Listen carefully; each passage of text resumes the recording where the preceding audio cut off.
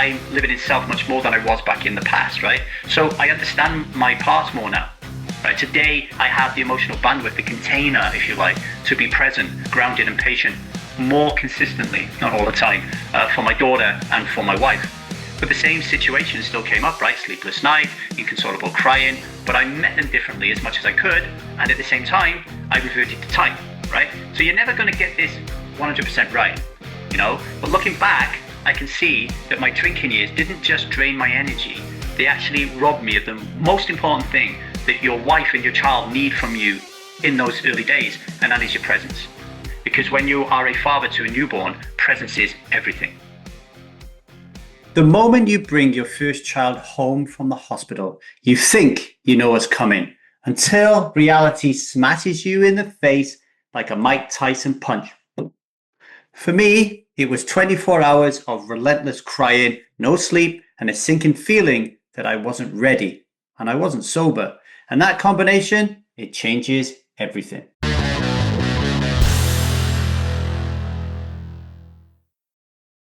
Hello, everybody. Welcome to the 1000 Days Sober podcast. My name is Lee Davy. I am not an alcoholic. I refuse to be anonymous. I am someone who lives a self-led life, alcohol-free as fuck, and I spend every waking moment of that life helping other people do the same.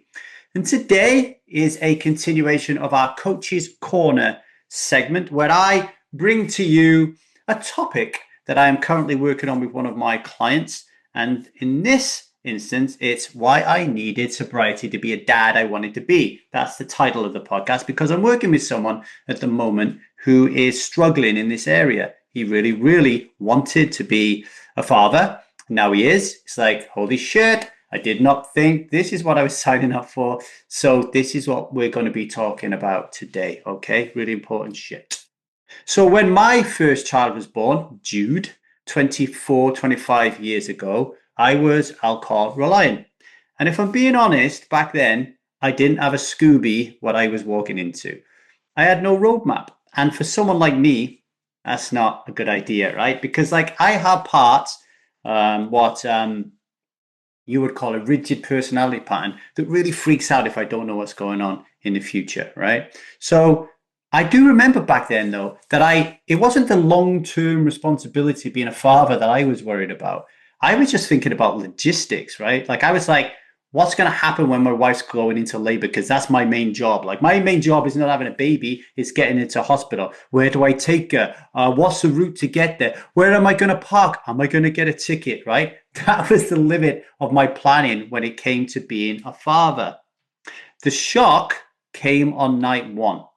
Literally in the UK, I don't know what it's like around the rest of the world. As long as everything's gravy, they just send you home straight away, right? So me and my wife, with this little newborn, we strap it into the baby seat, we drive home. I remember carrying it in the baby carrier, and in our bedroom, we had the crib next to the bed.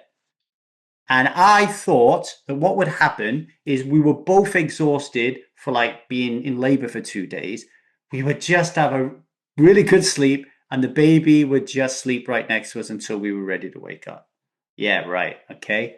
He cried, and he didn't stop crying. He cried so hard and for so long that we eventually ended up ringing the National Health Service helpline because no matter what we did, this little thing wouldn't stop crying. And basically what it was, he was hungry, right? He was hungry and he couldn't latch and he couldn't feed. We had to take him back into hospital again.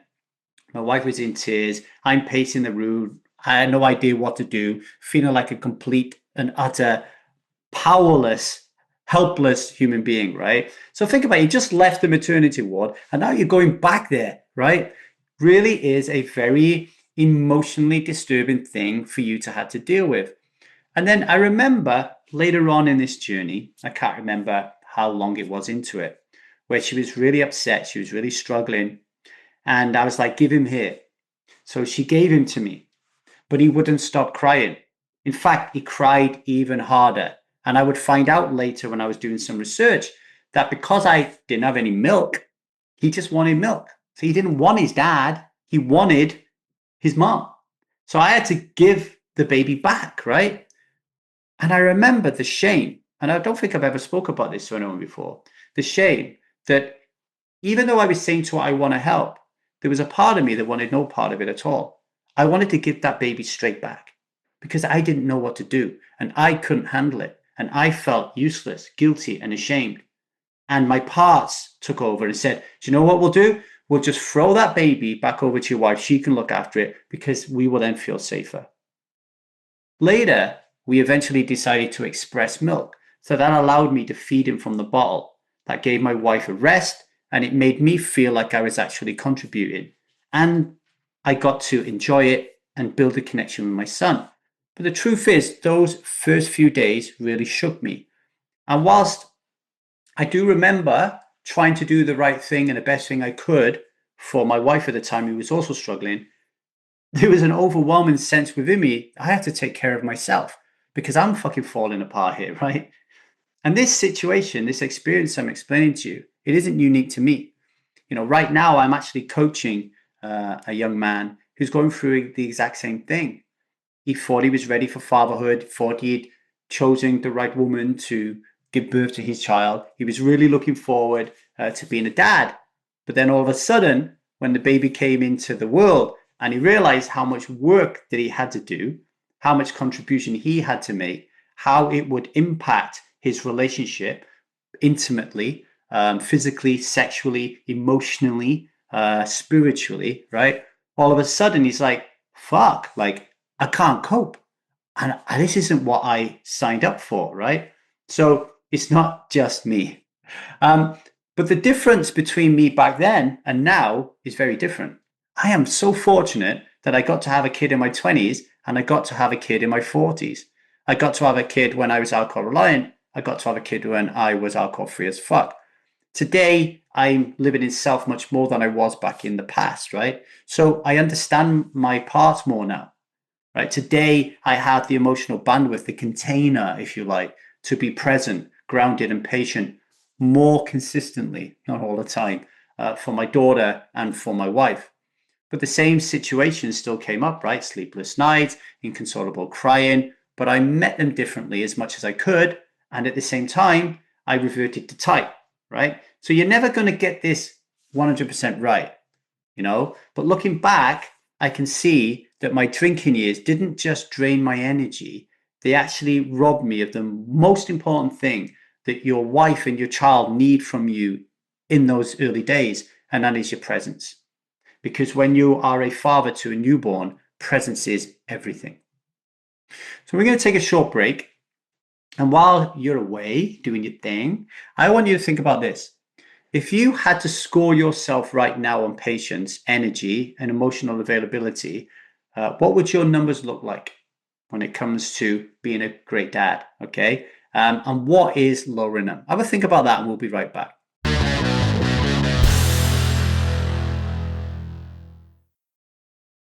I am working right now with a father who thought he was ready for parenthood. He'd pictured holding his newborn son, smiling down at him, maybe a little tired, but otherwise fine. But the reality, he's drowning. There's crying, there's nappy changing, there's sleepless nights, there's the tug of war between work and actually being there for your child. And for a lot of fathers, this is a common one, there's boredom. What do I do with this little thing that can't even talk to me, right? And it's all hitting harder than you can imagine. My work with him is much more about coping. It's about helping him fall in love with the very thing that he's terrified of. Holding his child, comforting him, and being the father he wants to be. If you're in a similar place or you're getting ready for fatherhood and you want to do it with more presence, patience, and love, I can help you. Just email me at thestrivemethod@gmail.com to see if we've got any spots to do some one-to-one coaching work to help you get there. Anyway, back to the show.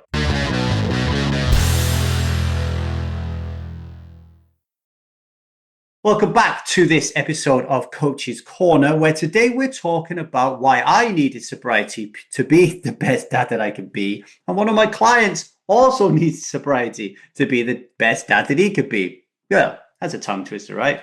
So before the break, I said that presence is everything. But how do you actually build presence on demand? Even when you're walking into a house that feels like a fucking hurricane. Well, let me walk through what I do, what I did, and what I've been teaching the dad that I'm coaching right now. First of all, you need to change your energy before you step into the house after work, right? And I call this a threshold reset. Imagine you've just driven home after a day at the office and you sat in your car. It's very likely that you're still thinking about work. You're still an employee or a boss or whatever. You're still in that role. You still have that energy. Maybe you're concerned about something. Maybe there's an unmet need or an unsaid that never got finished. Or maybe you're worrying about tomorrow. Whatever. There's going to be an energy here. And that expression, leave your work at the door, is a really good one, right? So they want to teach people in the threshold reset is, let's say you're in your car, for example. You just put one hand on your heart, one hand on your belly, you take a big deep breath, and you do a body scan from head to toe. You release any energy and any anxiety you have through the breath, and you send it into the ground or into the ether. Right? All the anxiety, all the overwhelm, all the stress, all the angst, all the thoughts, just send it out there into the ether. Sometimes you may want to shout and scream, bang the steering wheel, little tones like ooh or ah, if you don't want to shout too loud in your car, but get that energy out. Then the next thing that I want you to do is to think, what energy do I want to bring into that house? What energy do they need? And what energy do I want to provide? So for me as a father, it would be love, it would be strength, it would be courage, but it would be play, it would be fun, silliness. So I just close my eyes, we just cleared all the energy. And then again, following the breath, I would fill that energy back up with all those feelings I just mentioned. And then I would finally say to myself out loud, Lee, you are the fucking man. You're an amazing father. You're an amazing husband. And then I would walk through the door, the calm in the storm, not another tornado blowing through, right? Next, there's the mindset shift. So many dads fall into this trap. She's breastfeeding, she's changing the nappies, she's walking the baby. That's her job. My job is to go to work and that'll be fine. But that separation creates resentment. It's the 50-50. Let's split things down the middle. Always breeds resentment. It creates distance and it robs you of connection, not only with your wife at a very important time, but with your child. So one of the most important things you can do is what I call the 80-80 model, right? Instead of thinking, I have to take care of my kid, I have to feed my kid, I have to play with my kid, I have to change my kid's nappy, switch it to, I get to be with my kid, I get to change my kid's nappy, I get to feed my kid. And then eventually to, I'm so blessed that I have a child with 10 fingers and 10 toes, and I get to feed it, that it's alive, that it's beautiful, that we have this thing, that I get to support my wife, that I get to have this connection. Change your energy, okay? So when it comes to those middle of the night wake ups, instead of thinking, oh my God, I have to take my baby so my wife sleeps, you're thinking, no, I'm so blessed that I get to do that. This changes everything. It changes your energy, it changes your presence, and it changes the way your child feels you and experiences you. And it also changes the way your wife experiences you, okay? So sobriety, being alcohol-free as fuck, is the foundation for all of this. Newborn life is maximum effort, right? Imagine you're a video game character and you have skill, stamina, resilience, luck. You want to be going into war with all those at maximum energy, maximum patience, maximum focus, right? But alcohol drains you of all this. I remember coming home from work when my son was little, and the first thing I wanted was a beer. I hadn't gone through my threshold reset. I'm just like, I need a fucking beer. And I go in the house and he's on me. Dad, play me, play me, play me. Yeah, later on, let me just have a beer first. But a beer would turn into 2, 3, 4, 5, 6. And all of a sudden, I'm too tired to play. But the truth was, I had chosen the beer over him, right? And I didn't even see this until many years later. You can't show up fully for your family when you're numbing yourself. And the scary thing is when you have a baby, it's easy for you to normalize it until one day you realize you've been absent for moments you can never get back, right? And then here's a big one, is the resentment. With both of my kids, and the same with the guy I'm coaching at the moment, I felt it, right? That inner child part of me watching my wife pour all of her love and attention and intimacy away from me and into the baby. and feeling really left out. And one part of that resentment for a lot of men involves sex. So when the baby comes along, sex very often gets pushed right to the back burner, right? And it's not so easy for us to prevent the little boy inside of us to start moaning and groaning that we're not getting enough, and then to start pressurizing our partner to do their duty. And you might get it, right? You might get sex, but it's duty sex. It's not the kind that comes from love and connection. And if you want to live a self-led life, that's not the type of man that I want to be. Do you want to be that type of man? A man who's pressurizing your wife to have sex when they don't really want to have it? What really worked for me is understanding with stark clarity that the more I pressure my wife for sex, the more she resents me and the more disconnection we get. And the more disconnection we get, the less likely that sex is ever going to be initiated by her. And when I realized that, I thought, holy shit, I'm not just hurting her, I'm hurting us. So I started to show love and compassion without any agenda, to really be in self-energy and to learn my wife's seasons, to notice and understand when sex is not even remotely on the cards. And when it's not, leave her alone. Take care of my own needs, right? And then knowing when it is on the cards or likely to be on the cards, then lean in. So it's not about asking every day or chasing it. It's about knowing, attuning, and keeping the connection alive so it happens naturally. And I can tell you, one of the things that women find most sexy than anything, that will feel them connected to you, to trust you, and to feel safe enough to open up and be intimate with you, is how you show up as a father to your child. If they see you playing with them, being grounded, being present, holding your nervous system, being a safe space for them, that is sexy as fuck. I've heard it feedback from my own partner, and I've heard other people that I've coached say that they've had the same feedback from them. Okay. And finally, rupture and repair. You're going to lose your shit. That is part of being a human being. Okay. You're going to be in parts more than you're going to be in self. I've had many, many moments with both of my children, but at the moment, Zia is 9, so I live with her, and she's 8, I'm more present with her, right?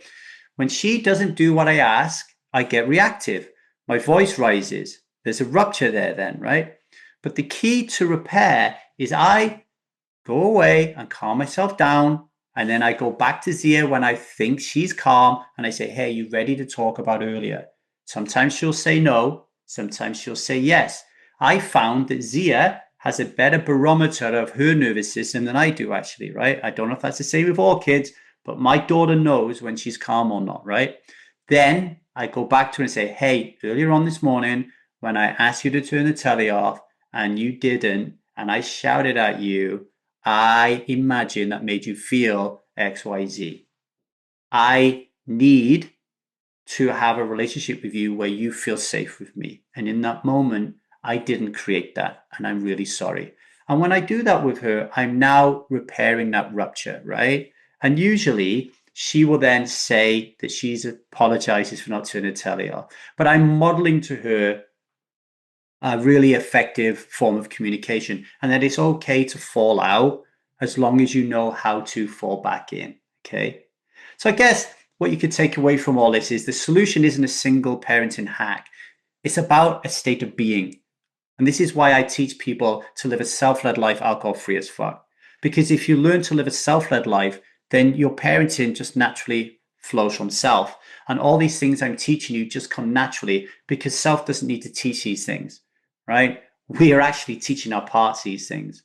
A single parenting hack is actually something that your part will latch onto and then resent that they have to do it. In the same way that when we make a decision to stop drinking alcohol from a part, it will resent having to do it. But when you're in self, you're not ticking boxes. You're naturally showing up in presence, curiosity, and compassion, and everything changes.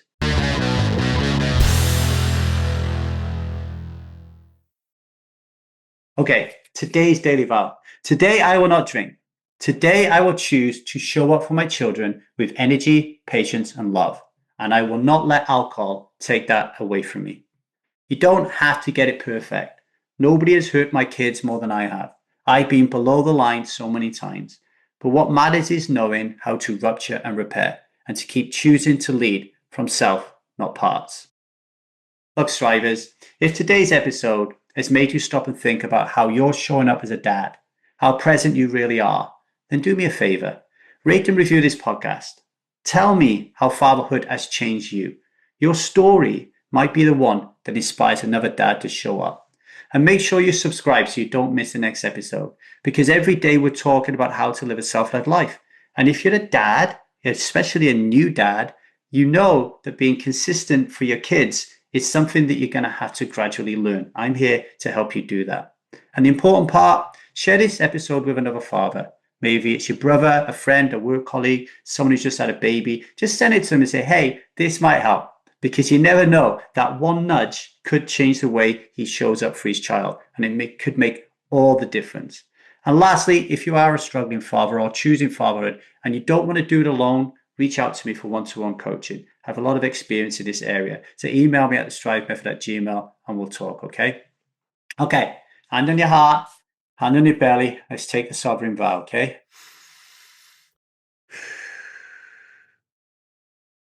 I am a striver who is alcohol-free as fuck. And today, I will not drink because that is not what I do and that is not who I am. Much love, everybody. Strive on. Until tomorrow.